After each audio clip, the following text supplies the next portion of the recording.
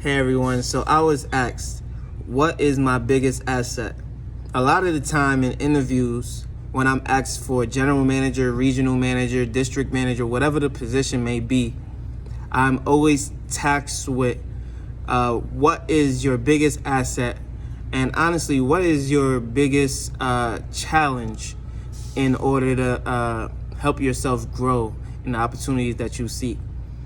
These are standard questions that are always asked in every single interview that you go to. There's nothing new under the sun. And honestly, my biggest asset has been my ability to communicate well and speak well with others. And over time, I've understood that, again, like I said in previous videos, it's good to put your personality forward. It's good to be vibrant. It's good to be laughing. It's good to be happy. And overall, just show that you are a happy individual, because I am a happy individual. I don't want to be sad. I don't want to be angry when I know I'm blessed. I have an amazing life, and I'm so grateful for that. But my biggest asset is my ability to communicate well with others. And it's in that speaking to others, you can deflect any form of conflict. You can disarm negativity. You can then support your associates, your team members, your staff without them feeling uncomfortable. You can speak to people. You can have those tough conversations with them, knowing that you care, you're loving, and you're there for them. You can accept people for who they are and communicate that and let them know that, hey, every single word that I have said today is sincere and it is for your betterment, for your good. You can speak on rules, policies, and procedures, knowing that people don't necessarily like rules, policies, and procedures, and still be able to voice their concerns and help them through whatever they're going through. So communication skills is definitely the reason why I am where I am, the reason I'm as successful as I am, and everything in between. If I didn't know how to communicate, I wouldn't land certain jobs. I wouldn't earn certain amounts of money.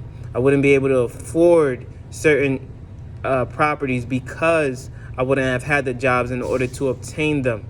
Yes, your work ethic is something entirely of itself, but what gets you in the door at first is not your resume, but how you communicate your resume to your employers.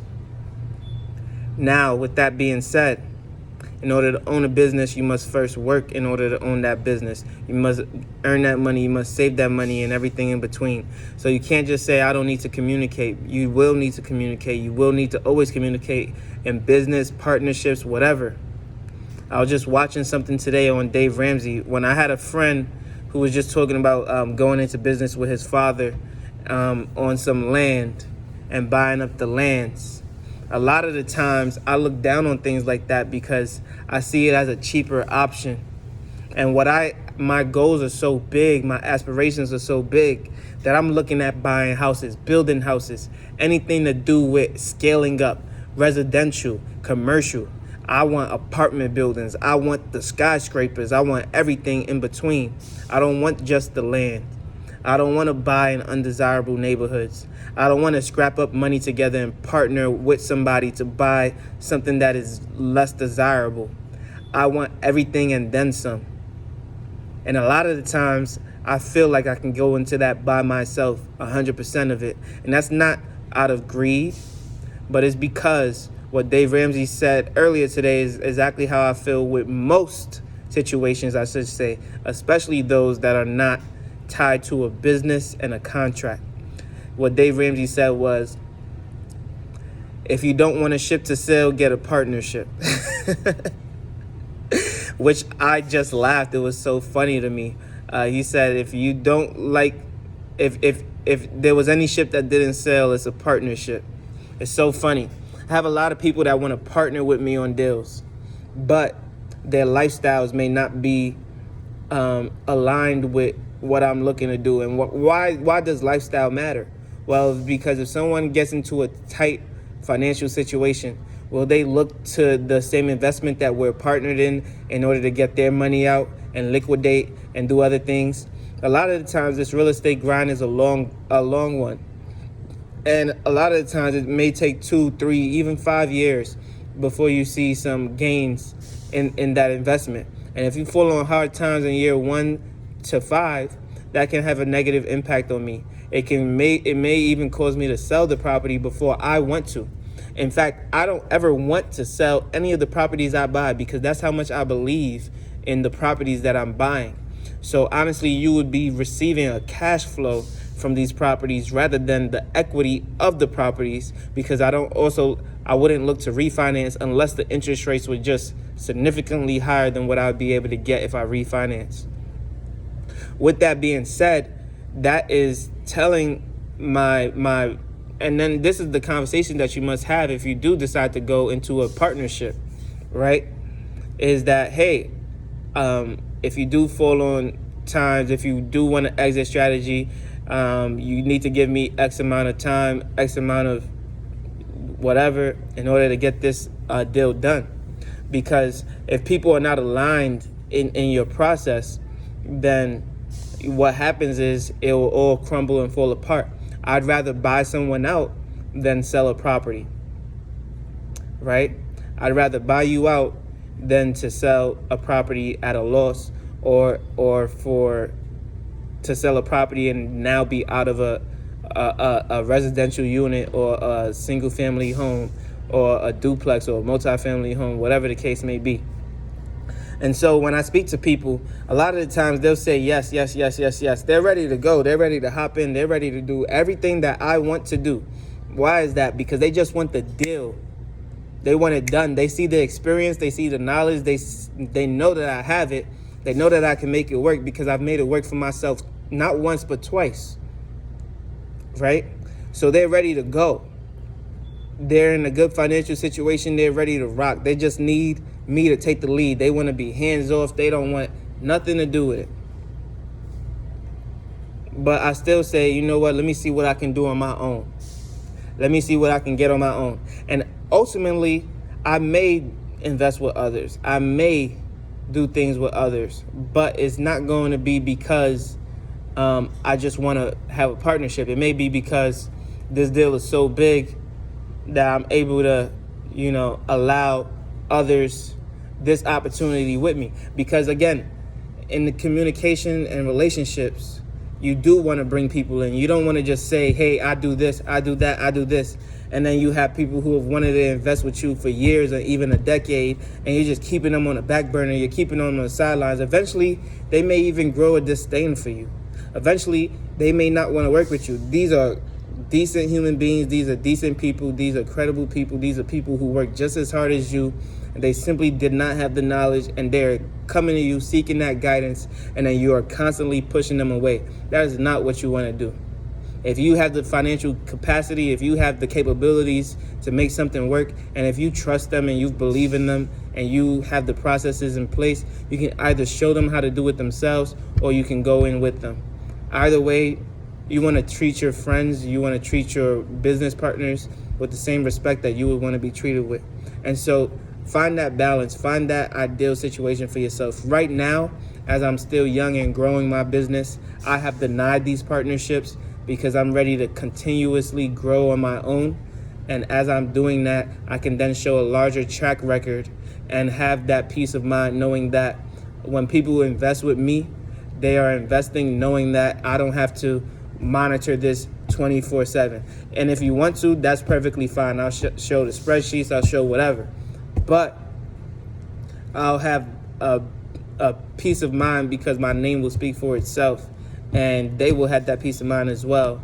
And it will be less of a distraction because once you bring somebody in, you're inviting their headaches. I don't want to invite headaches, and therefore I don't have investment partners, especially family members. I'd rather invest with friends before I invest with family.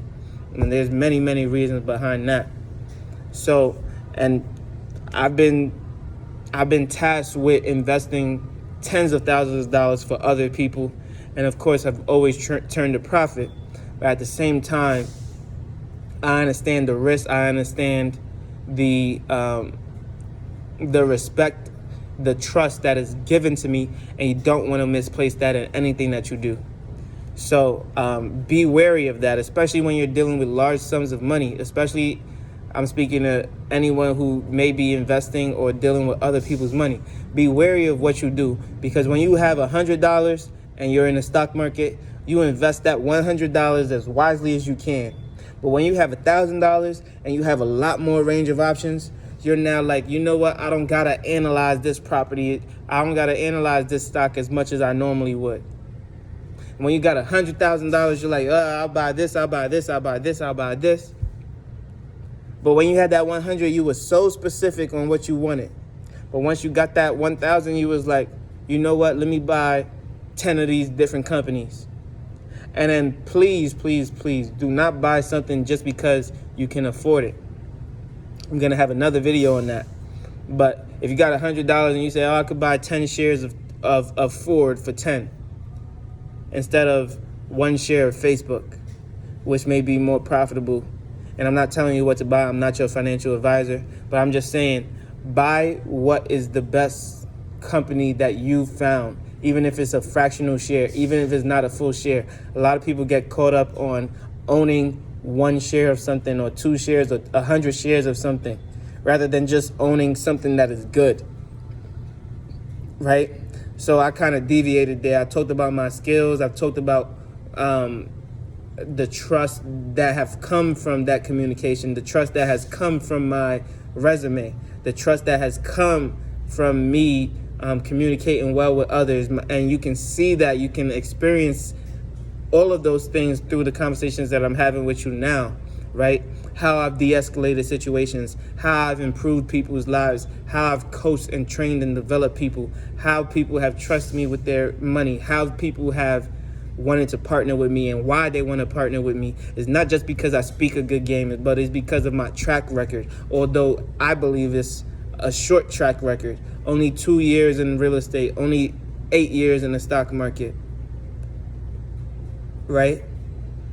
So although I believe I'm pretty skilled in the stock market now, I'm still a rookie in the real estate game. That's what I personally believe.